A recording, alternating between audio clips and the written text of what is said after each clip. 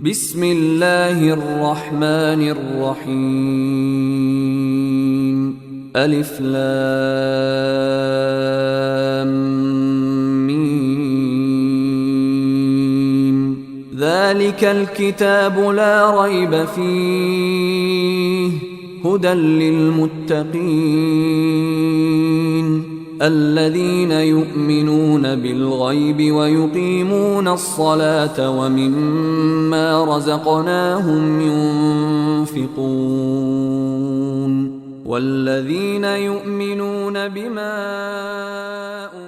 السلام عليكم ورحمة الله وبركاته. الحمد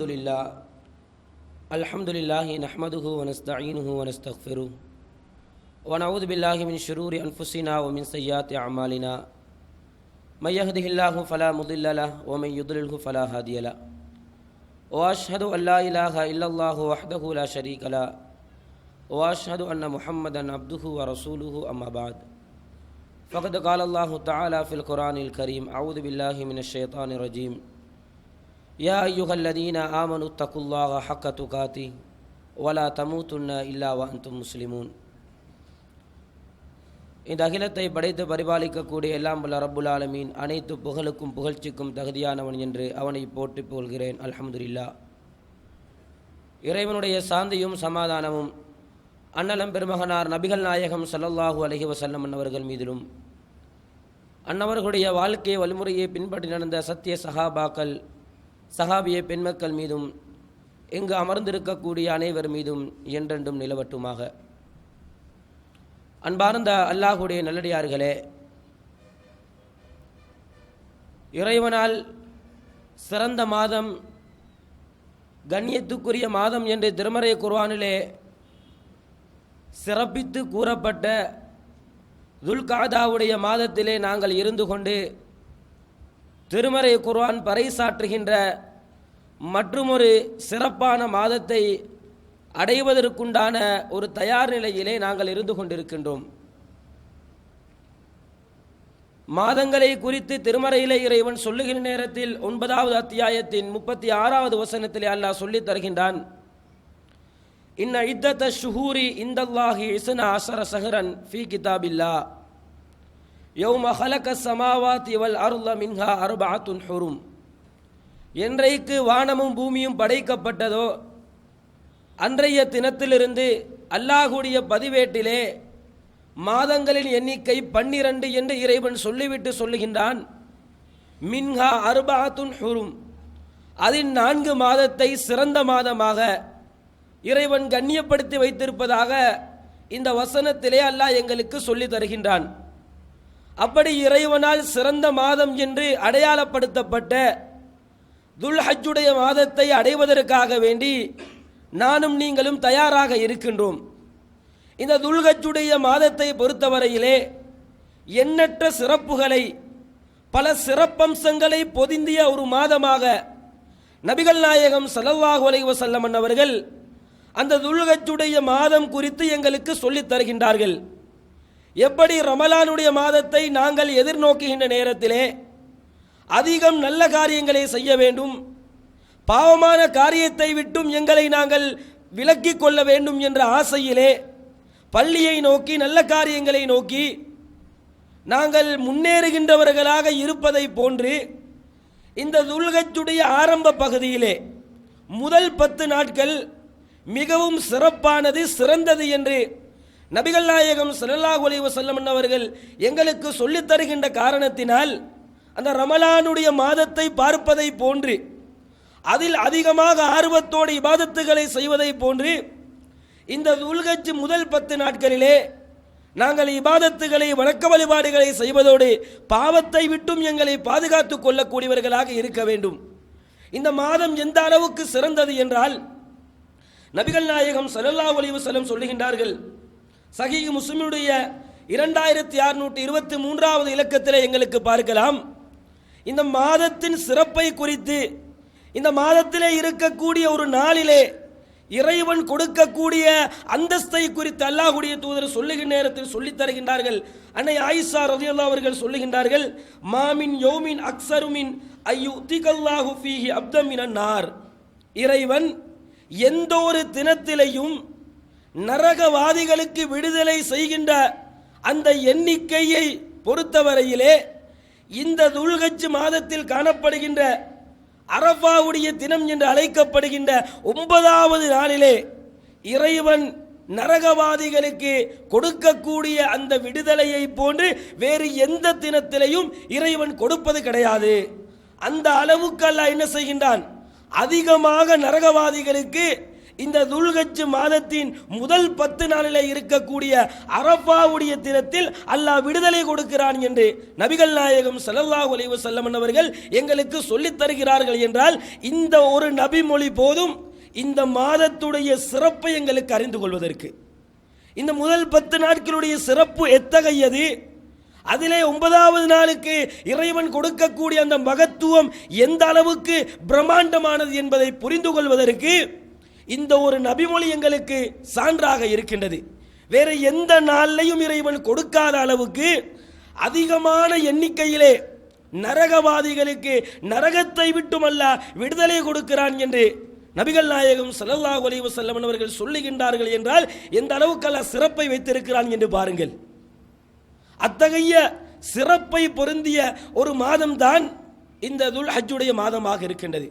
அதே போன்று நபிகள் நாயகம் ஸல்லல்லாஹு அலைஹி வஸல்லம் அவர்கள் இதனுடைய சிறப்பை மேலும் எங்களுக்கு எப்படி விவரிக்கிறார்கள் என்றால் புகாரியிலே எங்களுக்கு பார்க்கலாம் 969வது இலக்கத்திலே இப்னு அப்பாஸ் ரலியல்லாஹு அவர்கள் அறிவிக்கின்றார்கள், இந்த துல்ஹஜ்ஜுடைய ஆரம்ப 10 நாளிலே நீங்கள் செய்யக்கூடிய நல்ல காரியங்கள் இருக்கின்றதே இது இறைவனுக்கு மிக மிக விருப்பமானது. வேற எந்த நாளையும் நீங்க செய்யக்கூடிய நன்மையை விட இந்த முதல் 10 நாள் துல்ஹஜ்ஜுடைய பிறையை நீங்க பார்த்ததிலிருந்து பெருநாளுடைய தினத்தை கொண்டாடுகின்ற 10வது நாள் இருக்கின்றதே இந்த 10 நாட்களில் நீங்கள் செய்யக்கூடிய நன்மையை பொறுத்தவரையிலே அல்லாஹ்வுக்கு மிக விருப்பமானது.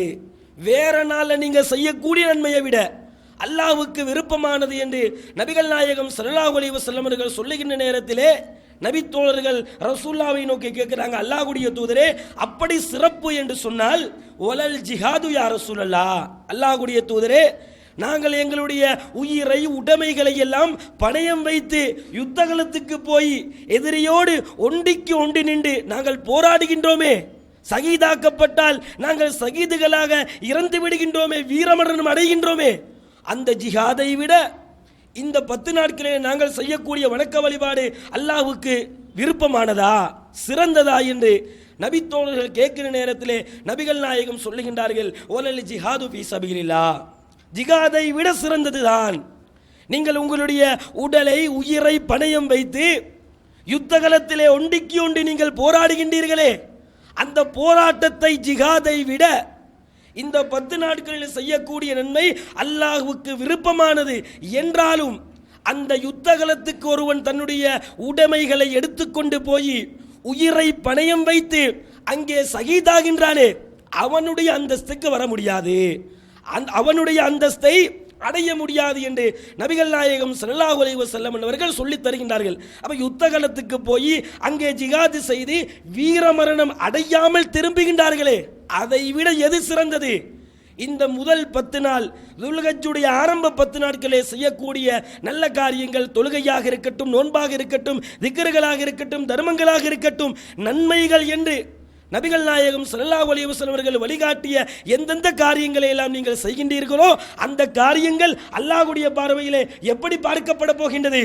யுத்தகலத்துக்கு போய் திரும்பி வருகின்றவனை விட சிறந்ததாக, அதை விட மகத்துவமானதாக, அதை விட அதிகம் நன்மைகளை உங்களுக்கு பெற்றுத்தரக்கூடியதாக இறைவனுடைய பார்வையிலே இந்த 10 நாளில் நீங்கள் செய்யக்கூடிய வணக்க வழிபாடுகள் சிறந்தது என்று நபிகள் நாயகம் ஸல்லல்லாஹு அலைஹி வஸல்லம் அவர்கள் எங்களுக்கு சொல்லுகின்றார்கள் என்றால் இந்த 10 நாளை நாங்கள் எப்படி பயன்படுத்த கடமைப்பட்டிருக்கின்றோம்?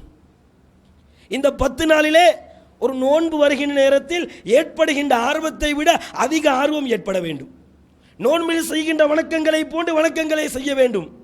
நோன்பில் நோன்பு நோட்டவர்களாக இறைவன் பார்க்கின்றான், பாவத்தை செய்யக்கூடாது என்ற ஒரு அச்ச உணர்வு ஏற்படுகின்றது, அத்தகைய அச்சம் ஏற்பட வேண்டும். பாங்கு சொல்லப்பட்டால் பள்ளியை நோக்கி விரையக்கூடியவர்களாக இருக்கின்றோமே, தொழுகைகளை பால்படுத்தக்கூடாது என்ற ஒரு சிந்தனையில இருக்கின்றோமே, அது போன்ற சிந்தனை, அது போன்ற ஆசை, அது போன்ற ஆர்வம், பாவத்தை விட்டும் விலக வேண்டும் என்ற இறை அச்சம் இந்த 10 நாளில் ஒவ்வொருவரிடத்திலையும் அதிகம் ஏற்பட வேண்டும் என்றுதான் இந்த சிறப்பை குறித்து நபிகள் நாயகம் ஸல்லல்லாஹு அலைஹி வஸல்லம் அவர்கள் எங்களுக்கு சொல்லித் தருகின்றார்கள். வேறு எந்த மாதத்துக்கும் இத்தகைய சிறப்பை இறைவனோ இறைவனுடைய தூதரோ எங்களுக்கு சொல்லித் தரவில்லை. ஒரு முகர்ரம் மாதத்தை எடுத்து, ஒரு சஃபர் மாதத்தை எடுத்து, அல்லது ரபியுல் அவ்வல் மாதம் வந்துவிட்டது என்றால் நபிகள் நாயகம் ஸல்லல்லாஹு அலைஹி வஸல்லம் பிறந்த தினம் என்று அந்த மாதத்துக்கு நம்முடைய சமுதாயம் அவர்களாக சிறப்புகளை உண்டு பண்ணி அதிலே மௌலிது, மீலாது, ஆடல் பாடல்களை அரங்கேற்றுகின்றார்களே, இந்த மாதங்களை எல்லாம் விட இஸ்லாம் இந்த 10 நாட்களுக்கு இப்படி பிரமாண்டமான சிறப்புகளை எங்களுக்கு சொல்லித் தருகிறது என்றால் அந்த சிறப்பை அறிந்த நாங்கள் அந்த சிறப்புக்கு தகுதியானவர்களாக எங்களை மாற்ற வேண்டும். அதிகம் நன்மைகளை கொள்ளையடிக்கக்கூடியவர்களாக இந்த மாதத்தில் எங்களை தயார் செய்ய வேண்டும் என்பதற்காக வேண்டித்தான் இந்த சிறப்புகள் எங்களுக்கு சொல்லப்படுகின்றது. மேலும் சஹீஹுல் புகாரியுடைய 45வது இலக்கத்தில் எங்களுக்கு பார்க்கலாம், உமர் ரலியல்லாஹு அவர்களிடத்திலே ஒரு யூதர் வர்றாரு. அந்த யூதர் வந்து உமர் ரலியல்லாஹு இடத்தில் சொல்லுகின்றார்கள், அமீருல் மூமினீன் அவர்களே, நீங்கள் திருமறை குர்ஆனிலே ஒரு வசனத்தை ஓதுகின்றீர்கள். திருமறை குர்ஆனில் ஒரு ஆயத்தை, ஒரு வசனத்தை நீங்கள் ஓதுகின்றீர்கள். அந்த வசனம் மாத்திரம் யூதர்களாக இருக்கக்கூடிய எங்களுக்கு இறக்கப்பட்டிருக்கும் என்றால், லவ் அலைனா மஅஸரல் யஹூதி நஸலத், நீங்கள் திருமறையில் ஓதுகின்ற அந்த வசனம் மாத்திரம் எங்களுக்கு யூதர்களாக இருக்கக்கூடிய எங்களுக்கு இறக்கப்பட்டிருக்கும் என்றால், லத்தகதுனா தாலிகல் யௌம ஈதன், அந்த தினத்தை நாங்கள் பெருநாளாக கொண்டாடுவோம். உங்களுக்கு ஒரு வசனத்தை அல்லாஹ் இறக்கி இருக்கிறான், அந்த வசனத்தை நீங்க ஓதுகின்றீர்கள், அந்த வசனம் மாத்திரம் எங்களுக்கு இறக்கப்பட்டிருக்கும் என்றால் நாங்கள் என்ன செய்வோம்? அந்த தினத்தை விழா கொண்டாடுகின்ற பெருநாளுடைய தினமாக நாங்கள் கொண்டாடுவோம் என்று உமர் ரலியல்லாஹு அவர்களிடத்திலே அந்த யகூதி, ஒரு யூதன் சொல்லுகிற நேரத்தில் உமர் ரலியல்லாஹு அவர்கள் சொல்லுகின்றார்கள், கால ஐயு ஆயத்தின், எந்த வசனம் அது? எந்த வசனம் குறித்து நீங்கள் இப்படி சொல்லுகின்றீர்கள்? உங்களுக்கு இறக்கப்பட்டிருந்தால் நீங்கள் கொண்டாடுகின்ற தினமாக பெருநாளாக மாற்றியிருப்பீர்கள் சொல்றீங்களே, அது எந்த வசனம் அப்படின்னு கேட்கிற நேரத்தில் அந்த யகூதி உமர் ரலியல்லாஹு அவர்களை நோக்கி சொல்லுகின்றார்கள், உங்களுக்கு இறைவன் இறக்கி இருக்கிறான் 5வது அத்தியாயத்தின் 3வது வசனத்தை அல்லாஹ் இறக்கி இருக்கிறான், அல் யௌம அக்மல்து லக்கும் தீனக்கும் வ அத்மம்து அலைக்கும் நிஅமதி வ ரதீது லக்குமுல் இஸ்லாம தீனா. இன்றைய தினம் இந்த மார்க்கத்தை நான் முழுமைப்படுத்தி விட்டேன், என்னுடைய அருளை உங்களுக்கு நான் சொரிந்து விட்டேன், இஸ்லாத்தை வாழ்க்கை நெறியாக நான் ஏற்றுக்கொண்டு விட்டேன் என்று 5வது அத்தியாயம் அல் மாயிதாவுடைய 3வது வசனத்தை அவர் ஓதி சொல்றாரு. இந்த வசனம் மாத்திரம் எங்களுக்கு இறக்கப்பட்டிருக்கும் என்றால் நாங்கள் என்ன செய்வோம்? அந்த தினத்தை பெருநாளாக கொண்டாடுகின்ற தினமாக மாற்றியிருப்போம் அமீருல் மூமினீன் அவர்களே, உமரே என்று உமர் ரலியல்லாஹு அவர்களிடத்தில் சொல்லி காட்டுகின்றார்கள். அப்பொழுது உமர் ரலியல்லாஹு அவர்கள் சொல்லுகின்றார்கள், கத் அரஃப்னா தாலிகல் யௌம், அந்த வசனம் எங்கே இறக்கப்பட்டது, எப்பொழுது இறக்கப்பட்டது, எச்சந்தர்ப்பத்தில் இறக்கப்பட்டது என்று இப்பொழுதும் எனக்கு தெரியும். நபிகள் நாயகம் ஸல்லல்லாஹு அலைஹி வஸல்லம் அவர்கள் அரஃபா பெருவழியிலே ஜும்மாவுடைய தினத்தில் நபிகள் நாயகம் இருக்கின்ற நேரத்திலே இந்த வசனம் இறக்கப்பட்டது என்று உமர் ரலியல்லாஹு அவர்கள் சொல்லித் தருகின்றார்கள். அன்பு சகோதரர்களே, அப்ப இந்த இஸ்லாத்தை இறைவன் பொருந்திக் கொண்டதாக, மார்க்கத்தை முழுமையாக்கினதாக, அல்லாஹ்வுடைய அருட்கொடைகளை இந்த மனித சமுதாயத்துக்கு அல்லாஹ் பூரணப்படுத்தியதாக திருமறையில் சொல்லுகின்ற இந்த மார்க்கம் முழுமை பெற்றதாக அல்லாஹ் எங்களுக்கு சொல்லித் தருகின்ற வசனம் எப்பொழுது இறக்கி வைக்கப்படுகின்றது? நானும் நீங்களும் காத்து கொண்டிருக்கக்கூடிய துல்ஹஜ் மாதத்துடைய ஆரம்ப 10 நாளிலே, அரஃபா பெருவழியிலே நபிகள் நாயகம் இருக்கின்ற நேரத்திலே இந்த வசனம் இறக்கப்படுகின்றது. ரமலானிலே திருமறை குர்ஆனை இறக்குகின்ற பணியை ஆரம்பித்த இறைவன் துல்ஹஜ்ஜில் என்ன செய்கின்றான்? மார்க்கத்தை முழுமைப்படுத்தியதாக இறைவன் அறிவித்து சொல்லுகின்றான் என்றால் இந்த மாதத்துக்கு எத்தகைய சிறப்பு இருக்கு என்று பாருங்கள். ரமலானுக்கு சிறப்பு, திருமறை குர்ஆன் இறக்கப்பட்டது. ஆனால் துல்ஹஜ்ஜுக்கு திருமறை குர்ஆன் முழுமைப்படுத்தப்பட்டதனால் சிறப்பு என்று மார்க்கம் சொல்லல. துல்ஹஜ்ஜுக்கு இறைவன் சிறப்பு சொல்லி இருக்கிறான். நிறைய சிறப்புகள் பட்டியலிடப்பட்டிருக்கின்றது. இதனால் தான் சிறப்பு என்று என்ன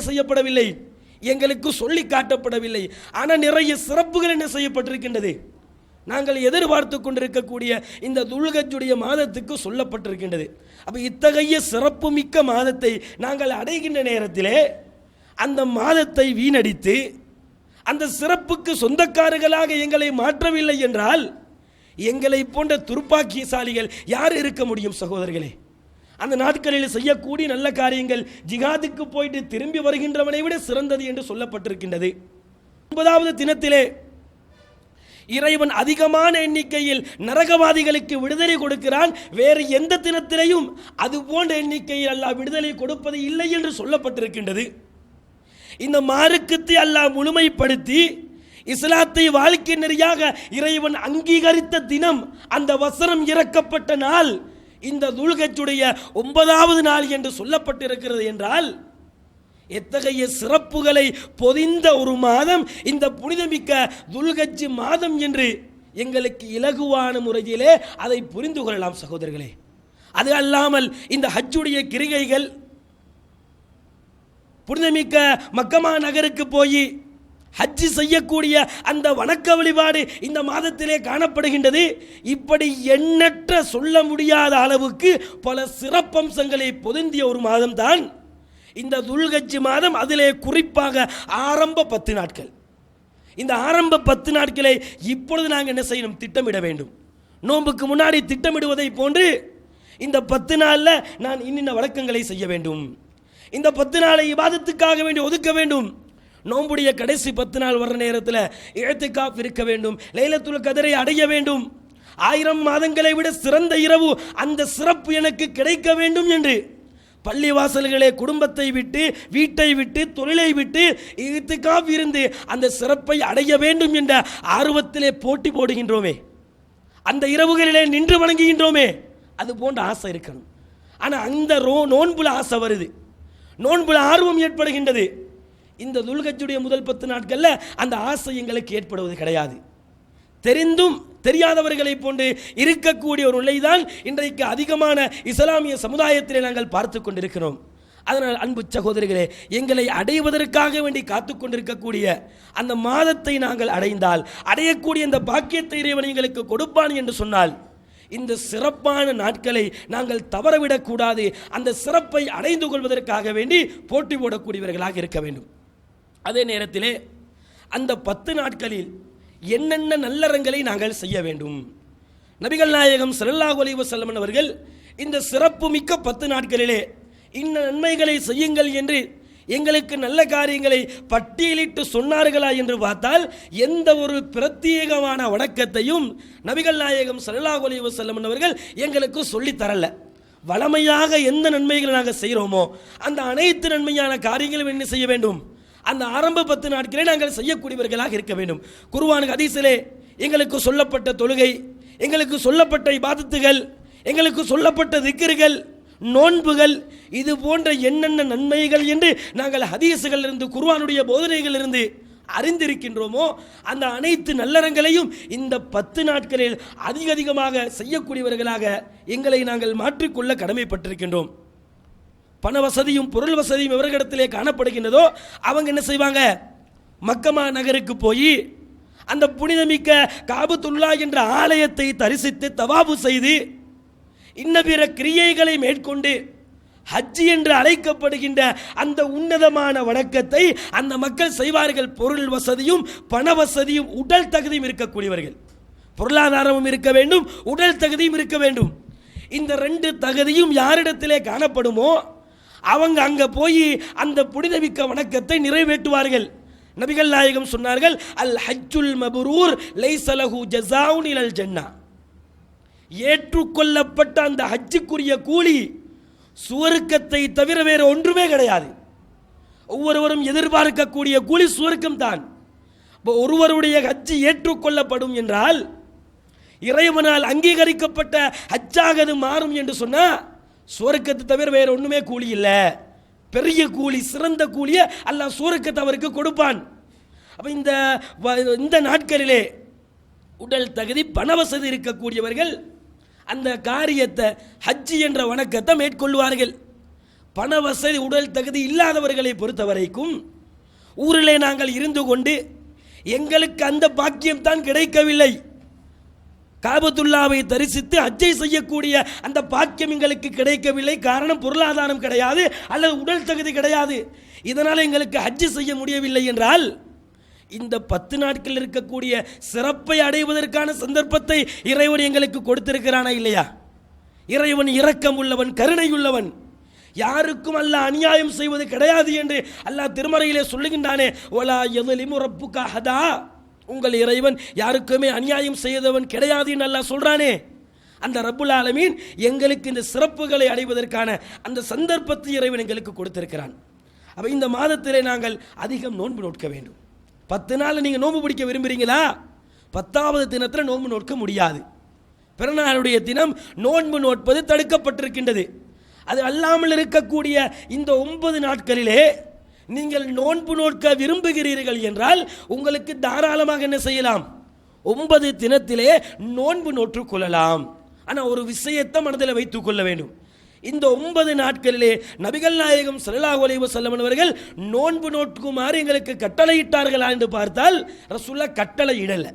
நபிகள் பெருமானார் நோன்பு பிடித்திருக்கின்றார்களா என்று ரசூலுல்லாஹ்வுடைய வாழ்க்கையை நாங்கள் அலசி பார்த்தோம் என்று சொன்னால் ரசூலுல்லாஹ் நோன்பு பிடித்தார்கள் என்றோ அல்லது நோன்பு பிடிக்கவில்லை என்றோ ரசூலுல்லாஹ்வுடைய அந்த செயல்பாடுகள் குறித்து எங்களுக்கு தெளிவான முறையிலே சான்று கிடைக்கவில்லை.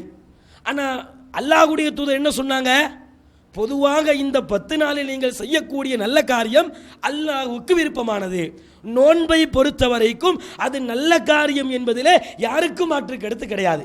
இஸ்லாம் சிறந்த வணக்கமாக நோன்பை எங்களுக்கு சொல்லி இருக்கின்றது. இறைவன் நோன்பு குறித்து எங்களுக்கு என்ன சொல்லி தருகின்றான்? ஆதமுடைய மகன் செய்யக்கூடிய அனைத்து வணக்க வழிபாடுகளும் அவனுக்குரியது. நீங்கள் தொழுதீங்களா?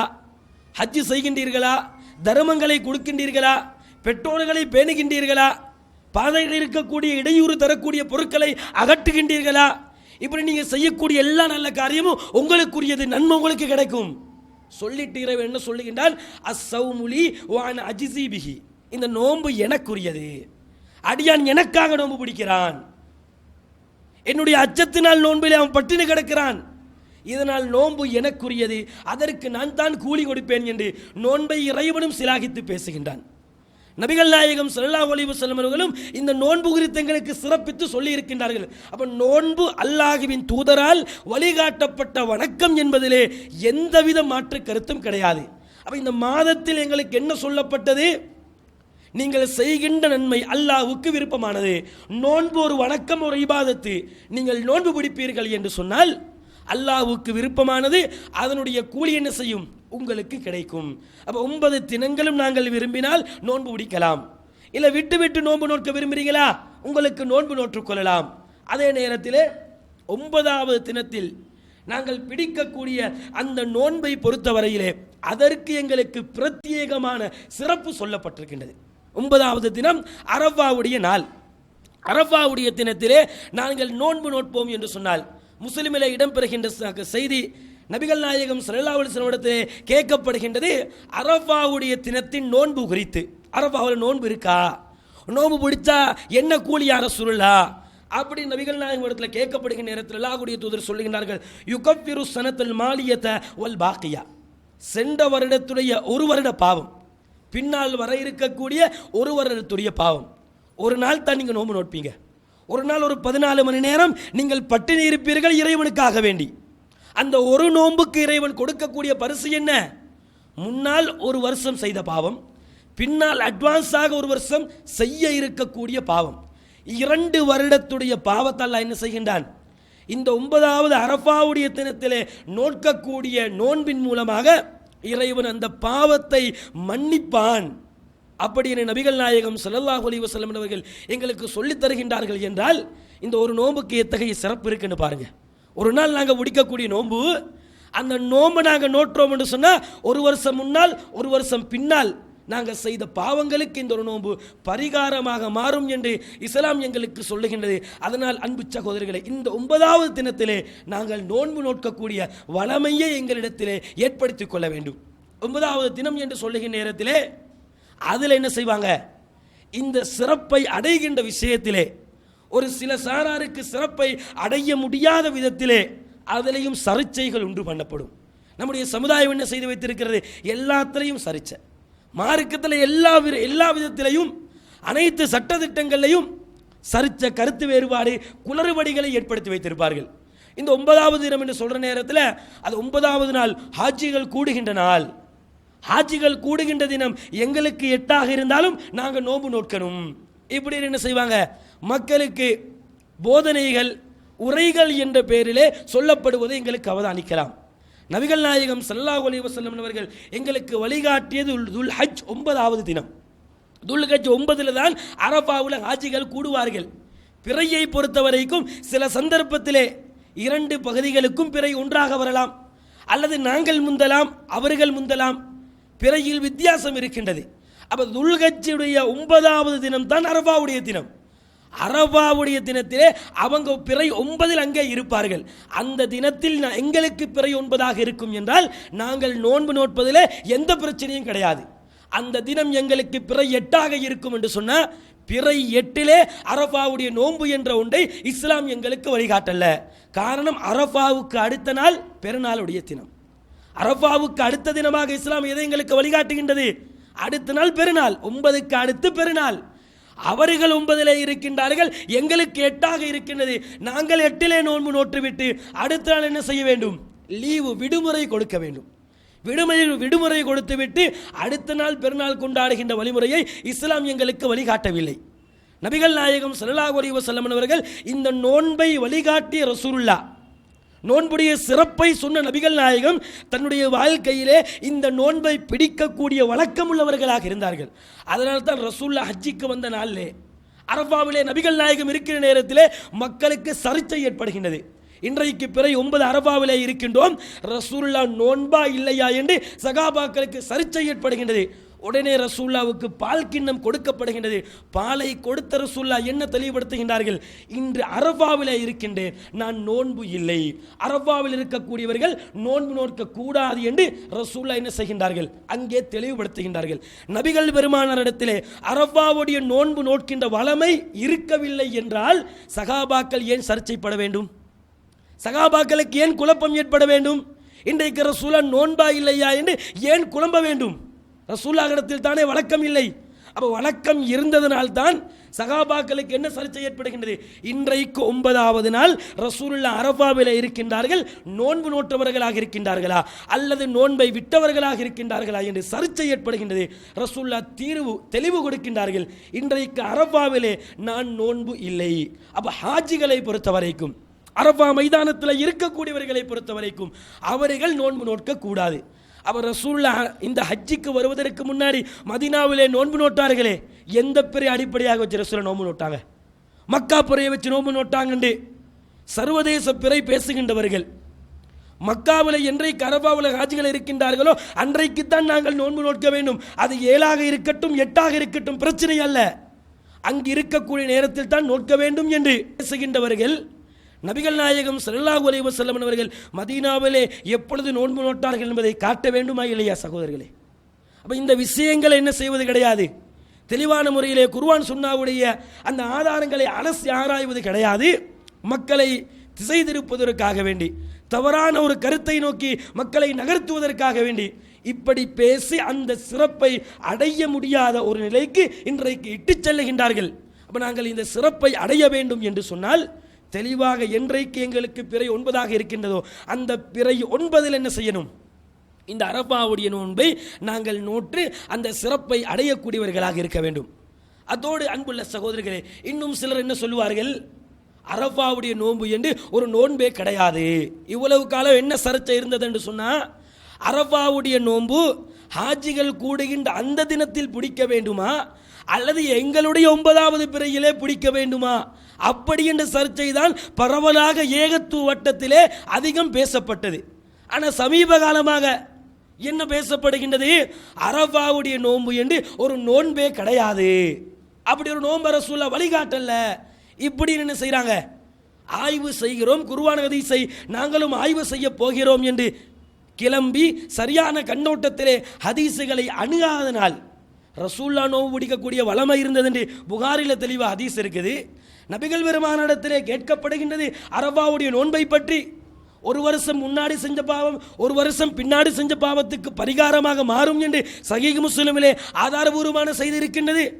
இந்த செய்திகள் எல்லாம் அப்படியே முதுகுக்கு பின்னால் தூக்கி கடாசி விட்டு அரபாவுடைய நோன்பு இல்லை என்று சொல்லுகின்ற இந்த வேடிக்கையும் என்ன செய்கின்றோம், சமூகத்திலே நாங்கள் பார்த்து கொண்டிருக்கின்றோம்.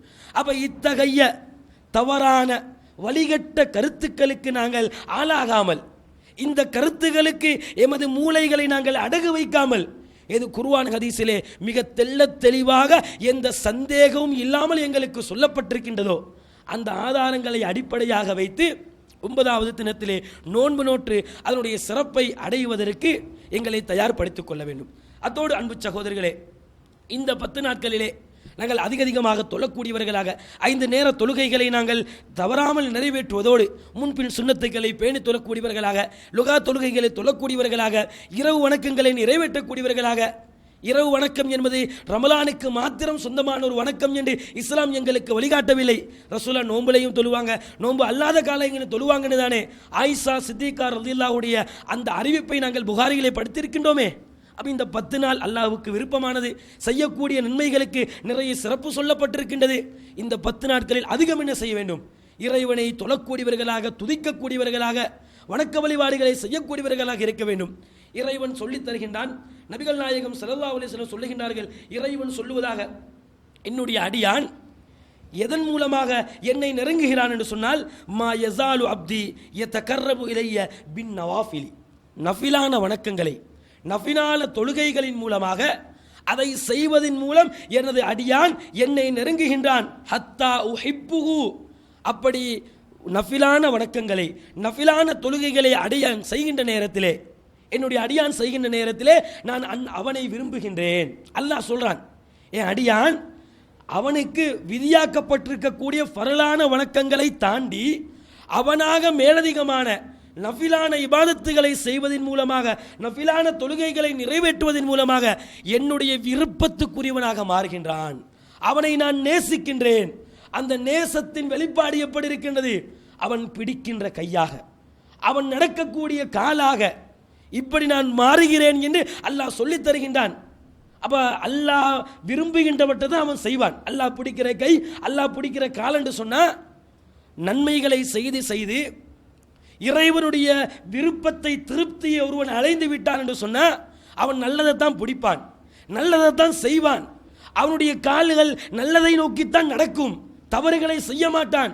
இப்படி ஒரு சிறப்பு யாருக்கு கிடைக்குது, ஃபர்லுகளை தாண்டி எவர்கள் நஃபில்களை செய்கின்றார்களோ, கடமை அல்லாத பிரத்யேகமான அந்த நஃபிலான வணக்கங்களை யாரு செய்கின்றார்களோ அவர்களுக்கு இந்த சிறப்பு அல்லாஹ் கொடுக்கிறான். அப்போ இந்த 10 நாள் நாங்கள் அதிகமாக நஃபிலான தொழுகைகள், பிரத்யேகமான வணக்கம் இஸ்லாம் காட்டித்தந்த வணக்கங்களை அதிகமாக என்ன செய்ய வேண்டும், செய்யக்கூடியவர்களாக காணப்பட வேண்டும். இப்படி இந்த 10 நாட்களை அதிகம் நன்மைகளை செய்து, நன்மைகளை கொண்டு இந்த 10 நாளை அலங்கரித்து சிறப்பை பெற்று மறுமையிலே வெற்றி பெறுகிற நன்மக்களாக எல்லாம் வல்ல ரப்புல் ஆலமீன் எம் அனைவரையும் ஆக்கியல் புரிவானாக. வாஹிரு தஅவானா அல்ஹம்துலில்லாஹி ரப்பில் ஆலமீன். அல்ஹம்துலில்லாஹ் வஸ்ஸலாத்து வஸ்ஸலாமு அலா ரசூலில்லாஹ் முஹம்மது பின் அப்துல்லா. எல்லாம் வல்ல அல்லாஹ்வுடைய நல்லடியார்களே, துல்ஹஜ்ஜுடைய ஆரம்ப 10 நாட்களிலே நாங்கள் அதிகமாக நன்மைகளை செய்ய வேண்டும் என்ற இஸ்லாத்துடைய சிறப்பம்சங்களை நபிகள் நாயகம் ஸல்லல்லாஹு அலைஹி வஸல்லம் அவர்கள் சிறப்பித்து சொன்ன செய்திகளை பார்த்தோம்.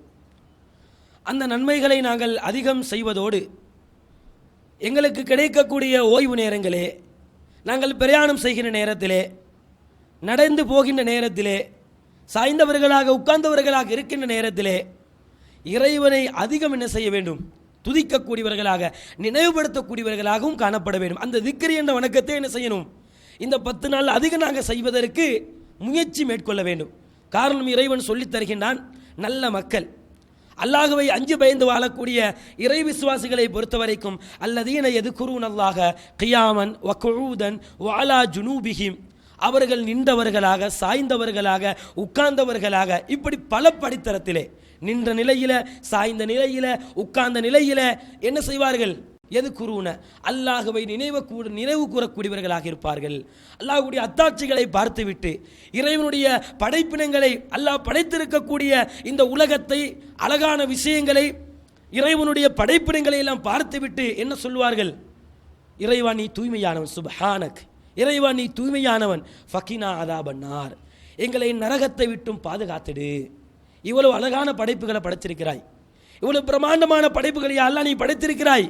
இந்த எந்த ஒன்றையும் நீ வீணாக படைக்கவில்லை, நீ தூய்மையானவன் என்று சொல்லிவிட்டு ஃபக்கீனா அதாபன்னார், இறைவா எங்களை நரகத்தை விட்டும் பாதுகாத்திடு என்று அந்த சந்தர்ப்பத்திலையும் பிரார்த்தனை செய்யக்கூடியவர்களாக, நரகத்தை விட்டும் பாதுகாப்பு தேடக்கூடியவர்களாக இருப்பார்கள் என்று திருமறை குர்ஆன் எங்களுக்கு சொல்லித் தருகின்றது. அப்போ இந்த 10 நாட்களிலே 9வது நாளில் அதிகம் நரகவாசிகள் நரகத்திலிருந்து விடுதலை செய்யப்படுகிறார்கள் என்று நபிகள் நாயகம் ஸல்லல்லாஹு அலைஹி வஸல்லம் எங்களுக்கு சொன்னார்களே. அப்போ இது நாங்கள் என்ன செய்யணும்? அதிகம் நரக விடுதலையை அல்லாஹ்விடத்திலே கேட்கிற நேரத்திலே எமது பாவங்களுக்காக வேண்டி இறைவன் எங்களை நரகத்திலே போடாமல் எங்களுக்கு விடுதலை கொடுப்பான் என்றால் அது எங்களுக்கு மிகச்சிறந்த பாக்கியமாக இருக்குமா இல்லையா? நரகத்திலிருந்து பாதுகாப்பு பெற வேண்டும் என்றுதானே இந்த உலகத்தில் இபாதத்து செய்கின்றோம், தொழுகின்றோம். தொழிலையெல்லாம் விட்டுவிட்டு ஜும்மாவிலே பங்கெடுத்திருக்கிறோம் என்றால் என்ன காரணம்? மறுமையில் நரகப்படிகளுக்கு நான் சொந்தக்காரனாக மாறக்கூடாது. அப்போ அந்த நரகத்துடைய அச்சம் எங்களிடத்தில் காணப்படும் என்றால் இந்த 10 நாளில் இந்த சந்தர்ப்பத்தை அழகான முறையிலே வாய்ப்பை நழுவவிடாமல் பயன்படுத்தி இறைவனை அதிகம் துதித்து அல்லாஹ்விடத்திலே பாவ மன்னிப்பை தேடக்கூடியவர்களாக இருக்க வேண்டும். இறைவன் மேலும் எங்களுக்கு சொல்லித் தருகின்றான், இறைவனை நாங்கள் தனிமையிலே நினைவு கூறுவோம் என்று சொன்னால், அல்லாஹ்வை நாங்கள் தனிய ஒருவராக இருந்து நினைவு கூர்ந்தால் அல்லாஹ் என்ன செய்கின்றான்? எங்களை அவனுடைய மிகச் சிறந்த சபையிலே, வானவர்கள் இருக்கக்கூடிய அந்த மிகச்சிறந்த சபையிலே வைத்து அல்லாஹ் எங்களை நினைவு கூறுவதாக அல்லாஹ் எங்களுக்கு சொல்லித் தருகின்றான். அப்போ நாங்கள் தனி மனிதனாக இருந்து இறைவனை நினைத்து அல்லாஹுடைய வல்லமைகளை பார்த்து அல்லாஹ்வை நினைவு கூறுவோம் என்றால் எங்களை விட பாவம் செய்யாத மிகச்சிறந்த படைப்பாக இருக்கக்கூடிய வானவர்களுக்கு மத்தியில் அல்லாஹ் எங்களை பெருமைப்படுத்தி பேசுவான். அந்த பெருமை சிறப்பு எங்களுக்கு கிடைக்க வேண்டும் என்றால் எப்பொழுதும் அனைத்து நேரத்திலையும் அல்லாஹ்வை திக்ர் செய்வதோடு குறிப்பாக இந்த 10 நாளிலே அதிகம் இறைவனை திக்ர் செய்து இந்த 10 நாள் இந்த சந்தர்ப்பத்தை நழுவ விடாமல் நன்மைகளை கொள்ளையடிக்கக்கூடிய ஒரு பருவ காலமாக பயன்படுத்தி மறுமையிலே வெற்றி பெறுகிற நன்மக்களாக எல்லாம் வல்ல ரப்புல் ஆலமீன் எம் அனைவரையும் ஆக்கில் புரிவானாக. வாஹிர் தஅவானா அல்ஹம்துலில்லாஹி ரப்பில் ஆலமீன்.